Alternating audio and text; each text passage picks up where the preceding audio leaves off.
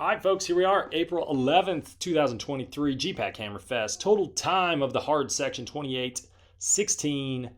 It was a tough one, 407 norm. There had been some attacks early on. It had just come back together as we hit Fisherville Hill, and I put in a big 1-minute dig, 650-ish watts. Ended up getting away solo briefly, but was joined by Jack White, super strong guy. The two of us traded pulls for a bit. I'm not going to show you everything here. We traded pulls until we were joined by Mr. Scott Newberry. So this is going over 385 on Raleigh-LaGrange, south part of the course here. Norm power up to this point, nearly 16 minutes at 421 watts, 347 average. And that wasn't enough to stay away. The group behind was motivated. The wind was pretty light. We all come back together right at Collierville, Arlington, and Raleigh-LaGrange. And yeah, so I'm going to kind of show you everything from here. So after being off the front for quite a while, after putting in some big digs, I had a strong feeling, depending on what happened on this upcoming hill, the Raleigh-LaGrange Hill, which is, if you've never done this ride before, this is a spot where it can really break the ride apart. Fisherville Hill and this section right here tend to be the two spots that really split things. The hill's hard enough that it can split things up if people are smashing at the front. So you want to be in good position. You want to be able to carry speed. If you're worried about your ability to stay with the group, you want to start it near the front, but not on the front. Philip Young decided to attack before the hill, which can be very tough. It works if you get all the way to the top before the group catches you. It's a lot tougher if the group catches you on the hill, which is what happens here. Lee Rustin right there. I give her just a tiny, barely little push, and you can see all it takes is that little bit. You just got to get to the top here. You can see in the top right, the gradient is declining. If you can just make it to this spot right here, and if the front group doesn't already have a gap, there's a good chance this thing's staying together and you're going to be with the group for quite a while. So big group together still. A lot of motivated folks, made for some fun riding here, and we're getting close to this right-hand turn onto Reed Hooker.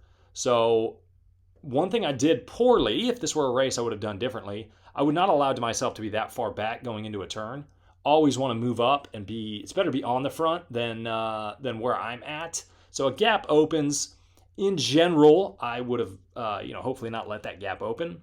But in this situation, I wanted to close the gap slowly. I knew there was more people behind me. Things had gotten strung out. The goal wasn't to implement race tactics here. I also didn't want to burn a giant match. I knew there was a chance this thing was all going to be coming down to a final punch up Monterey Hill.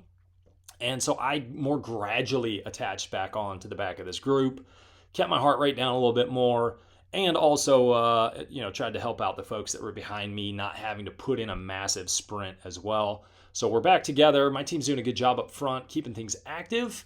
And you can see if you kind of peek near the front of this group, you'll see people squirt off the front. It all comes back together. It's kind of what happened. The back end of this ride is little attacks went. Going into this corner here again, highlighting the fact that you don't want to be too far back. It lengthens out again. So some people will attack before the corners and into the corners, which is going to create this big elastic band at the back. So I'm looking at Rob Bonner here with 90 West right in front of me, hoping he's going to pull me up. And he looked back, didn't flick me through, which was awesome. And so I just sort of stay on his wheel, trying to conserve as much as I can, because I want to try to regenerate the legs as much as I can prior to this final punch to the line. So now a lot of folks still here, and the question is where to put yourself going into this final sprint effort. Uphill sprint, it's about a 30, 40 second total effort. Unless you're going side by side and racing all the way to the very end, then it's closer to 50 seconds. I've got Jason right there in front of me. You can hear the audio kicked on there for a second. I'm telling him to follow. You can see it's getting kind of jammed up.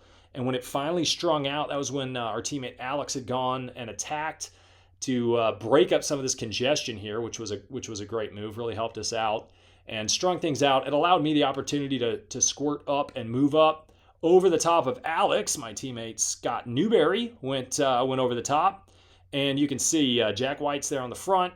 going after Newberry. Lee is holding solid position. She's not letting anyone push her around. And this last little bend here, you want to be in good position. Ideally, I like to be about fifth wheel, but you also want to make sure everyone in front of you is going to be sprinting. So I'm getting pushed a little bit to the right. I need to come left.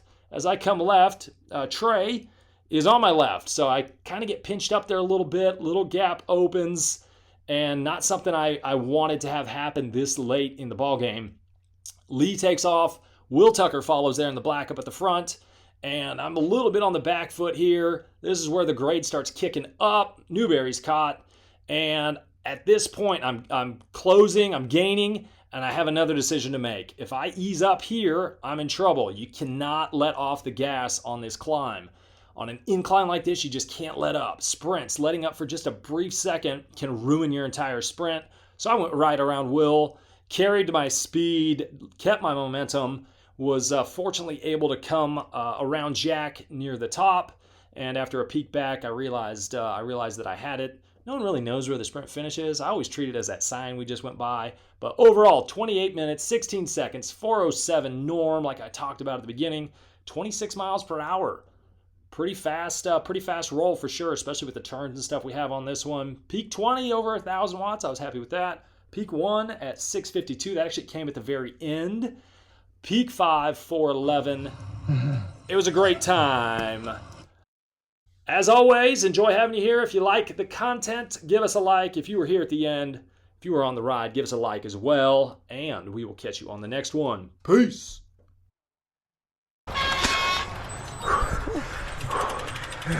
Woo! Any last words before I shut the camera off? Let's do it again.